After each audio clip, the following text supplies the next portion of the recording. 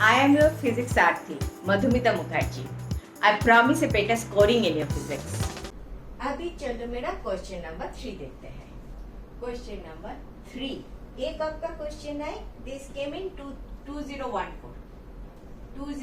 का क्वेश्चन है. The moment of inertia of a thin uniform rod rotating about the perpendicular axis passing through one end is I दे दिया. I capital I.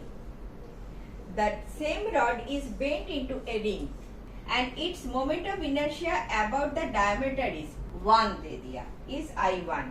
Then the ratio of I upon I1 आपका option is 4 pi upon 3, B option is 8 pi square upon 3, C option is 5 pi divided by 3 and D option is 8 pi square divided by 5. Clear? Question और एक बार देख लेते हैं.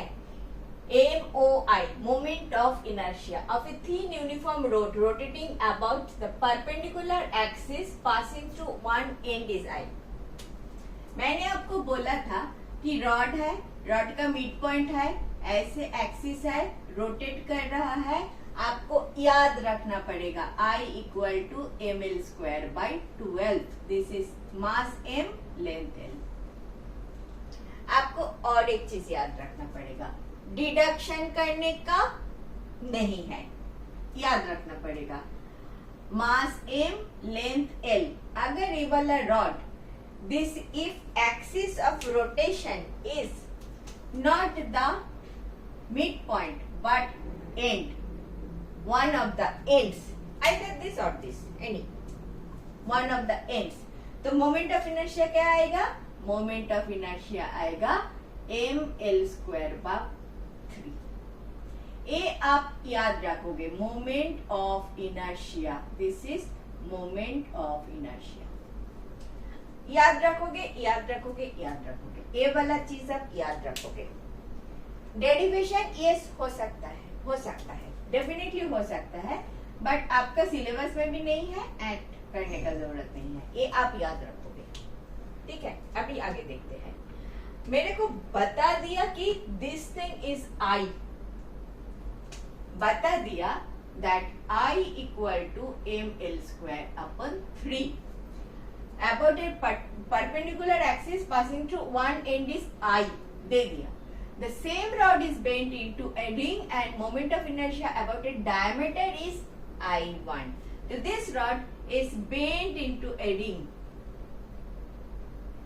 तो इसका ring जब हो गया, suppose this is R, radius is R, तो I can write 2 pi R, 2 pi capital R equal to आपका L. दिस रॉड तो बेंड किया ना, तो 2 pi r equal to capital L हो गया. ठीक है, ठीक है, ठीक है. अभी I1 is the moment of inertia of this ring when passing through the axis is about a diameter. समझ में आया क्या बोल रहा है आपका? This is the ring, this is a ring, this ring, ring का सेंटर इज हियर. सेंटर से रिंग रिंग रिंग रिंग का सेंटर से अगर आपका एक्सिस ऐसे पास करे परपेंडिकुलर टू द बोर्ड, इसका रेडियस अगर r है, मास तो m है ही है क्योंकि वही रॉड का मास m ही है, तो इसका मोमेंट ऑफ इनर्शिया कितना होता था? MOI लिख रही हूँ. मोमेंट ऑफ इनर्शिया होता था mr स्क्वायर, होता था mr स्क्वायर. सिंपल. रिंग है तो mr स्क्वायर, नथिंग एल्स. एक रिंग का moment of inertia about an axis which is perpendicular plus passing through the centre is mr square. ये तो यू नीड टू रिमेम्बर, कोई चारा नहीं है. अगर ऐसा है, इसको मैं IO लिखूं, IO equal to mr square. So अगर डायमीटर चाहिए, डायमीटर के बराबर, diameter is along x axis, ये था जेड एक्सिस के बराबर. वो तो है सेंटर बट जेड एक्सिस बराबर. Considering axis of rotation is perpendicular to plane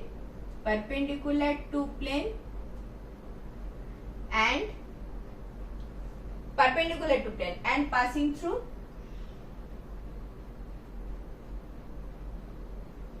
O.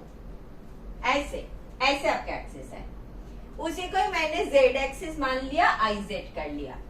तो अभी परपेंडिकुलर थ्योरम मुझे यूज करना है, इसीलिए iz लिखा। क्या होता है, iz equal to ix plus iy।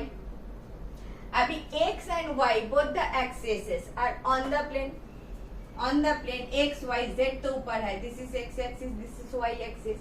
Ring को आप ऐसे रखो, घुमाओ, x एंड y एक्सिस मतलब डायमीटर तो सेम होगा ना, तो दिस टू आर सेम, तो 2ix कर लो, तो ix equal to iz by 2। iz क्या है, mr स्क्वायर बाई 2, ix मिल गया। अभी क्या बोल दिया, when it will ring MOI about the diameter is I1, this thing according to question ix is your I1, क्या चाहिए, I by I1, therefore I by I1 क्या हो गया, this is ml square upon 3, ठीक किया ना, 2 by mr square, wow, so 2/3 mm निकल गया, l square by r square, इधर से l square by r square कर लो, 2 pi equal to l upon r, wow, so आ गया 2/3, this is 4 pi square equal to 8 pi square upon 3, दिखाई दे रहा है ना, 8 pi square upon 3, B is your correct option, 8 pi square upon 3।